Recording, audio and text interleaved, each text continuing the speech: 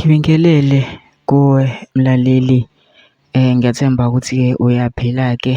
Mina-ke nje engizocela kuwe-ke laphana-ke ukuthi-ke makuwukuthi-ke usamusha-ke kulona-ke ikhasi-ke leli-ke wenze nje ulungile-ke laphana-ke ungixhase-ke ucindezele-ke ibhathini usubscribe nje kubiza imali kumahhala nje ukhipha nesenti-ke elimnyama-ke leli-ke kwenza ukwazi phela ukuthi-ke uqhubeke uthole nezinye-ke iy'ndaba-ke ezishisa bhe enzelwe ngiyofakela zona-ke kulona-ke ikhasi-ke leli-ke kusukela-ke manje-ke ukuze ungaphuzi lezi ndaba njengamanje ungabe ucindezela-ke ibhathini usubscribe njengamanje-ke.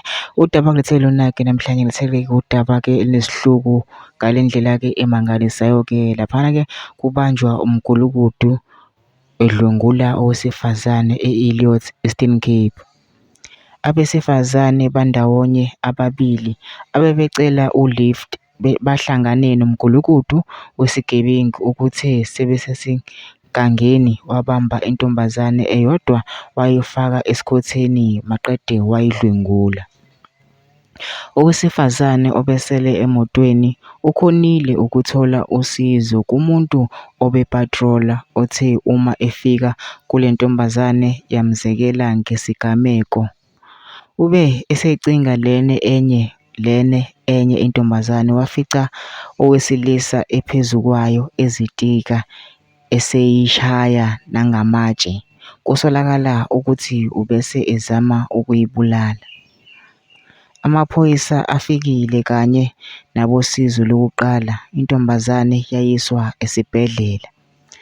Lo wesilisa kuthiwa unamacala amathathu okudlwengula abhekene naye ebesanda kuphuma-ke ngebheyili-ke laphana-ke ngawo-ke amacala-ke okudlwengula-ke. Mina ngizocela laphana ukuthi ungene ama-comment section-ke ufushe uvo lwakho ukuthi na ucabangani-ke ngalo-ke udaba-ke lolu-ke bese wenza okulungile-ke laphana-ke ungixhase-ke ucindezele-ke ibhathini usubscribe nje kubiza imali kumahhala nje ukhiphe nesenti-ke elimnyama-ke leli-ke khonza ukwazi-ke uqhubeke uthole nezinye-ke iy'ndaba-ke ey'shisa bhe engizobe-ke ngikufakela-ke zona-ke kulona-ke ikhasi-ke leli-ke kusukela-ke manje.